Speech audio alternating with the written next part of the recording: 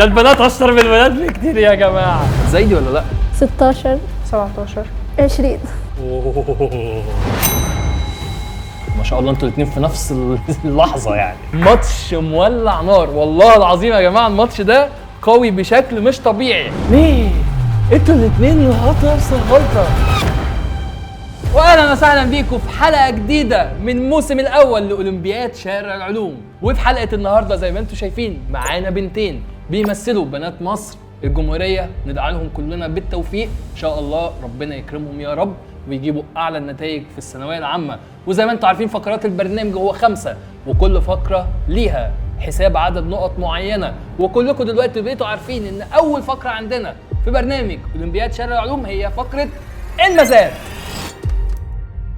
فقره المزاد هنعيدها تاني.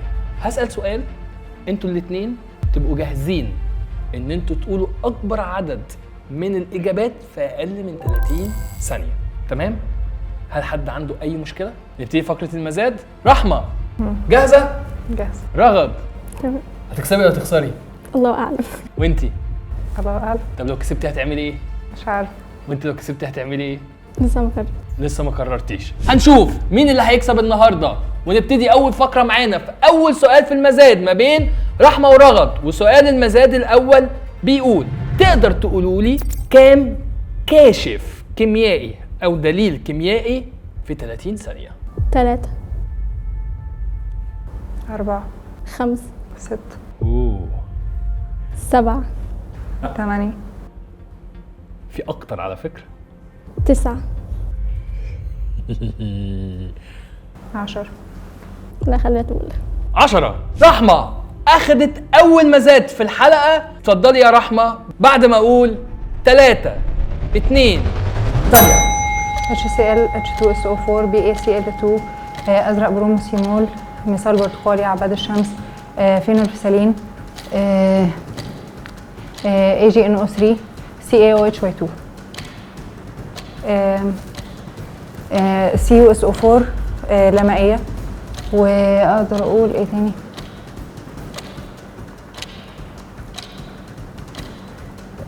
اقدر اقول FeCl3 ايه تاني؟ طيب انت دلوقتي قلت لنا 12 دليل كيميائي، منهم 11 اجابه صحيحه. برافو. واول نقطه تروح لرحمه عندنا في المزاد. سقفه كبيره لرحمه يا جماعه. 1-0. بدايه هاديه ومعتاده. جاهزين للسؤال الثاني في المزاد؟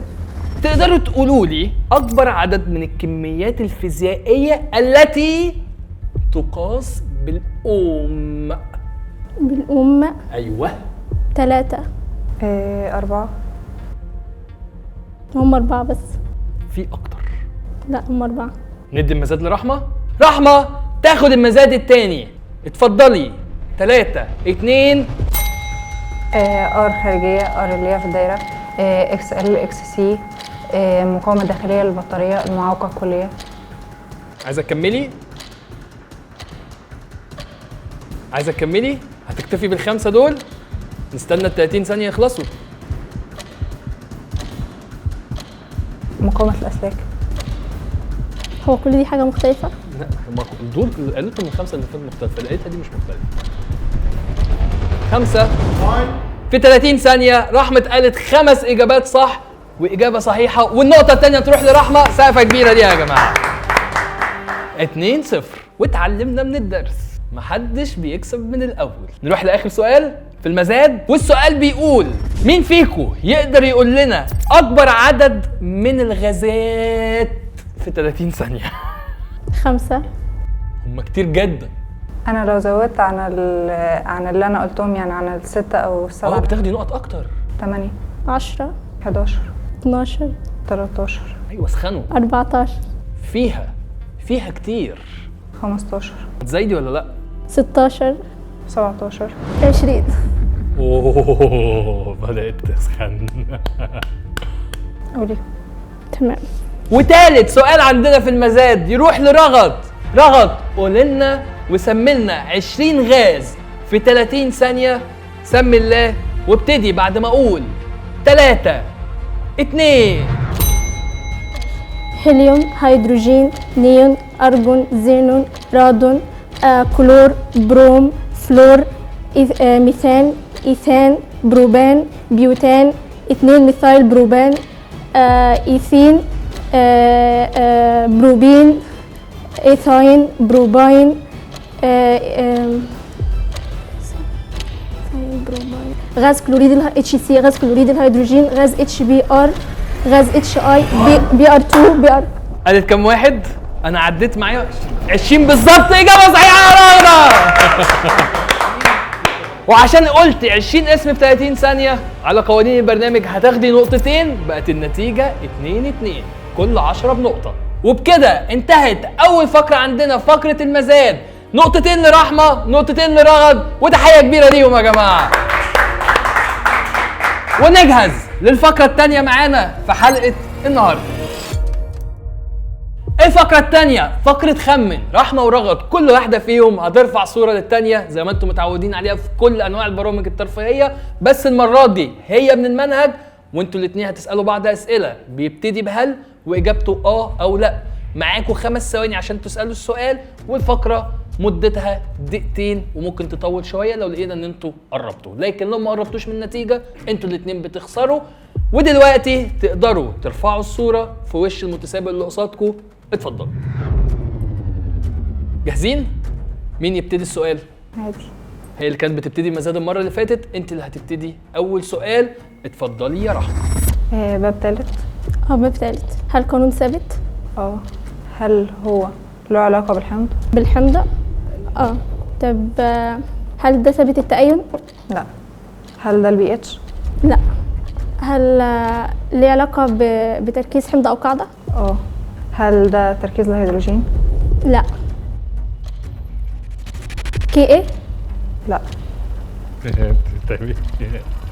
5. كي ايه؟ صح. إجابة صحيحة. خدت رحمة أول نقطة عندنا في التكوين. أنت إزاي تتقال على طبق من الذهب؟ في كذا قانون كي ايه. في كذا قانون كي ايه. ورحمة قدرت تخمن أول صورة عندنا في فقرة خمن، وبقى كده النتيجة 3 لرحمة 2 لرغد. لسه فاضل الصورة التانية، يا ترى مين فيكم هيقدر يخمنها؟ جاهزين؟ ارفعوا الورق. رغد السؤال من عندك. في ثابت اتزان؟ هل ده قانون باب رابع؟ لا. كي بي؟ لا. هل ده ثابت اتزان؟ لا. ليه علاقة بحمض أو قاعدة؟ لا. تمام. هل ده تركيز ال OH؟ صح.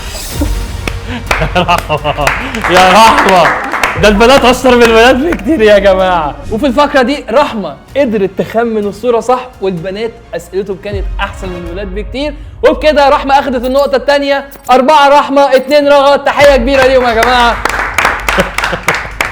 وجهزوا معانا لتالت فقرة معانا النهاردة، فقرة الجرس. ووصلنا للفقرة الثالثة، فقرة الجرس. هسألكوا 10 أسئلة مش موجهة لأي حد فيكم.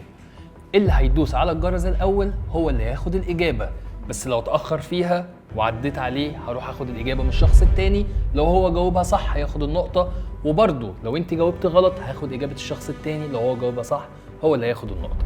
فدوس على الجرس وانت متأكد، إلا انك كده بتدي فرصة للتاني انه يفكر ويجاوب الإجابة. جاهزين؟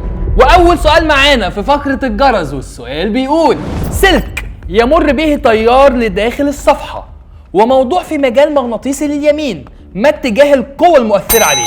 لا. غلط. مجال الداخل. سلكان متوازيان يمر بهما تياران في نفس الاتجاه، ما نوع القوة المتبادلة بينهما؟ اكتبوا الإجابة. قول لنا مين داس الأول. رحمة من الفار هي اللي داست الأول. تجاذب. إجابة صحيحة، وأول نقطة في الفقرة الرحمة. ملف مستطيل يمر به تيار موضوع عموديا على المجال المغناطيسي، كم يبلغ عزم الازدواج المؤثر عليه؟ 0. إجابة صحيحة. ما وظيفة القطبين المقعرين في الجلفانومتر؟ اكتبوا إجابتكم. ما شاء الله انتوا الاثنين في نفس اللحظة يعني. رحمة قول لنا. يرجع نهج العزم دائما كل ما عاوز مع الملف. إجابة صحيحة، برافو عليك يا رحمة. لماذا يرتكز ملف الجلفانومتر على حوامل من العقيق؟ تسهيل حركته. تسهيل حركته. يعني أو نقول تقليل الاحتكاك. إجابة صحيحة يا رغد.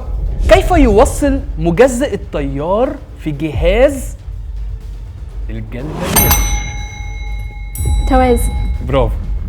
سلك مستقيم عمودي على الصفحة وتياره للخارج، ما شكل خطوط فيزو؟ دواير حواليه. برافو عليك. طب مع اتجاه ولا عكس اتجاه؟ عكس اتجاه. برافو، إجابة صحيحة. سلكان متوازيان يمر بهما تياران في اتجاهين متضادين، أين تقع نقطة التعادل؟ في خارج السلكين. برافو. سلكان متوازيان يمر بهما تياران متساويان في المقدار ومتضادان في الاتجاه، أين تقع نقطة التعادل؟ مفيش نقطة تعادل. برافو. سلك شكل كملف دائري من لفة واحدة ثم أعيد تشكيله ليصبح 3 لفات ومر بنفس التيار، ما النسبة ما بين كثافة الفيض في الحالة الثانية للحالة الأولى؟ اتفضلي. 9:1. إجابة صحيحة، برافو. ايه الشطارة دي؟ انتوا جاوبتوا كل أسئلة الفقرة ما شاء الله عليكم، الله أكبر. قولوا لنا رحمة أخدت كام نقطة؟ جاوبت إجابة صح. رغد أخدت 5 نقط من الفقرة الثالثة، رحمة أخدت 4 نقط، عشان تبقى النتيجة 8 الرحمة 7 الرغد. تحية ليهم كبيرة يا جماعة. ماتش مولع نار والله العظيم يا جماعة. الماتش ده قوي بشكل مش طبيعي. علشان نعلي البار ونعلي الأدرينالين ونروح لفقرتنا الرابعة، تحت ضغط. تحت ضغط زي ما انتوا عارفين ايه اللي هيحصل. واحدة فيكم هتلبس السماعة وهنغمي عينيها عشان نسأل الشخص التاني 20 سؤال، نشوف هيقدر يجاوب قد ايه منهم في 90 ثانية. الإجابة الغلط ما بتتحسبش، كل ما بتجاوب غلط الوقت هيعدي منك، لازم تقول باس. الإجابة الصح بس هي اللي بتتحسب. وهنسألكم انتوا الاتنين نفس الأسئلة. مين فيكم عايز يبتدي؟ حجرة ورقة مقص، يلا. حجرة ورقة مقص، حجرة ورقة مقص. هنبتدي برغد. نعالوا نغمي يلا ونلبس رحمة السماعات. وهنبتدي تحت ضغط في 90 ثانية مع رغد. هنسألك أسئلة وهنشوف هتقدري تجاوبي كام سؤال، عشان ال 90 ثانية بتوعك هيبتدوا بعد 3 2. ما لون دليل الميثيل البرتقالي في الوسط الحامضي؟ أصفر. ما اسم الكاشف المستخدم للتمييز ما بين سكر الجلوكوز والفركتوز؟ جلوكوز والفركتوز. باص. ما نوع التفاعل الذي يسير في اتجاه واحد نحو تكوين النواتج؟ تفاعل تام. ما هو الاسم العلمي للأسبرين؟ أسيتايل حمض ساليسيليك. ما هو العامل المختزل المسؤول عن إنتاج الحديد الغفل في الفرن العالي؟ في الفرن العالي CO. ما هو ناتج إضافة مول من حمض الهيدروكلوريك إلى الإيثاين؟ إلى الإيثاين. إيثاين هيبقى واحد كلورو إيثيل. ما هو الاختلاف ما بين تفاعل الحديد مع حمض الكبريتيك المركز والحمض المخفف؟ المركز بيطلع ملح ثنائي ثلاثي والمخفف بيطلع ملح ثنائي بس. ما هي القوة الدافعة الكهربائية لخلية دانيال EMF في خلية دانيال؟ خلية دانيال لا باص. ما تركيز حمض الكبريتيك في الهيدرة الحفظية لغاز الإيثاين؟ 40%. ما لون الراصب المتكون عند إضافة هيدروكسيد الصوديوم إلى ناتج تفاعل الحديد مع غاز الكلور؟ غاز الكلور راصب بني محمر.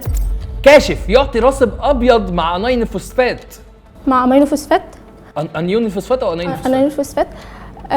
كاشف يعطي راصب أبيض. تمام. BaSL2. ما المادة المستخدمة في صناعة طفايات السجاير؟ دي. جاوبت كام سؤال صح؟ كده رغد قدرت تخلص تحت ضغط وجاوبت 9 أسئلة في 90 ثانية. هنشوف رحمة هتقدر تجاوب نفس الأسئلة كام سؤال منهم صح في 90 ثانية. رحمة جه الدور عليكي في تحت ضغط، معاكي 90 ثانية هسألك نفس الأسئلة بنفس الترتيب، وال90 ثانية هيبتدوا. يا رحمة جاهزة؟ ال90 ثانية هتبتدي 3 2. ما لون دليل الميثيل البرتقالي في الوسط الحامضي؟ احمر. ما اسم الكاشف المستخدم للتمييز ما بين سكر الجلوكوز والفركتوز؟ باص. ما نوع التفاعل الذي يسير في اتجاه واحد نحو تكوين النواتج؟ تام. ما هو الاسم العلمي للأسبرين؟ سلسلة الميثايل. ما هو العامل المختزل المسؤول عن إنتاج الحديد الغفل في الفرن العالي؟ CO. ما هو ناتج اضافه مول من حمض الهيدروكلوريك الى الايثاين؟ كلورو إيثين. ما هو الاختلاف ما بين تفاعل الحديد مع حمض الكبريتيك المركز وحمض الكبريتيك المخفف؟ مع حمض الكبريتيك المركز بيطلع FeSO4 يعني حديد ثنائي وحديد ثلاثي، مع المخفف هيطلع ثنائي بس. ما هي القوة الدافعة الكهربائية لخلية دانيال؟ الMF بتاع دانيال 1.3. ما تركيز حمض الكبريتيك في الهيدرة الحفزية لغاز الإيثاين؟ 60%. ما لون الراسب المتكون عند إضافة هيدروكسيد الصوديوم إلى ناتج تفاعل الحديد مع غاز الكلور؟ ايه؟ لون الراسب المتكون عند إضافة هيدروكسيد الصوديوم إلى ناتج تفاعل الحديد مع غاز الكلور؟ أخضر. كاشف يعطي راسب أبيض مع عنين الفوسفات؟ ايه؟ قدامي. كاشف يعطي راسب أبيض مع انيون الفوسفات؟ BaSO4. ما المادة المستخدمة في صناعة طفايات السجاير؟ باكلايت. الغاز الناتج من تفاعل H2SO4 المركز مع ال NABR؟ NABR و HBR وهي. اوكي، جاوبت كام سؤال؟ صح. 6 7. كده رحمة قدرت تجاوب 7 أسئلة تحت ضغط، ورغد قدرت تجاوب 9 أسئلة تحت ضغط، عشان تكون النتيجة دلوقتي 16 لرغد 15 لرحمة. والماتش يا جماعة نار، وتحية كبيرة ليهم. وبكده بعد 4 فقرات من الجنون، شوية رحمة تفرق بنقطة، شوية رغد تفرق بنقطة، بس النتيجة دلوقتي هي فرق نقطة. لكن احنا متعلمينه، احنا داخلين الفقرة الخامسة، الفقرة اللي مش هيتحكم في أعصابه بيخسر كتير. جاهزين لآخر فقرة في حلقة النهاردة من أولمبياد شارع العلوم، فقرة تحدي ال45. ووصلنا لآخر فقرة في ماتش النهارده المولع نار، اللي رغد فيه 16 ورحمة فيه 15، فرق نقطة بس. الثانية هنا اللي هتفضل معاكم تقدر تغطي كل حاجة. فيا ترى هتفضلوا على نفس المنوال ويبقى الفرق ثانية أو ثانيتين، ولا هيحصل اكتساح في فقرة ال45؟ وهنبتدي أول ثانية من فقرة تحدي ال45، وأول صورة هتكون عند رحمة، والبداية قدرة.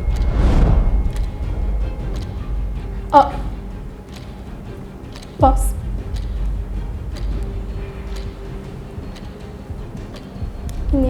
شريك طيار. فرق جهد. فيارا بيبي 1.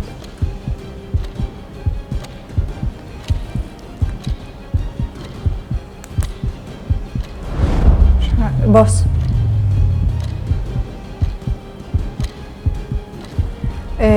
حمد تلفي سلك. ده استر ثلاثي جليسريد. أميد بنزويك. أميد حمد بنزويك. ازاي انا هي اللي عليها الدور؟ يوري ثانية سوري. حمد أمين. حمد الجايسي.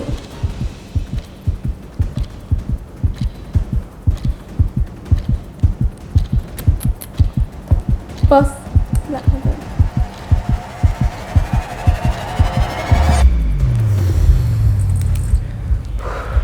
ليه؟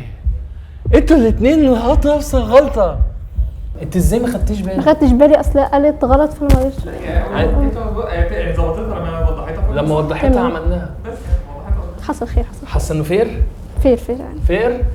واخر فقرة عندنا انتهت بان رحمة عندها في جيبها 13 ثانية قصاد رغد اللي للاسف وقتها انتهى كله، فقدرت رحمة تنتزع من الفقرة دي 13 ثانية عشان يكون مجموعها 28 ورغد 16، ورحمة تتأهل للنهائيات. سقفة كبيرة ليها يا جماعة.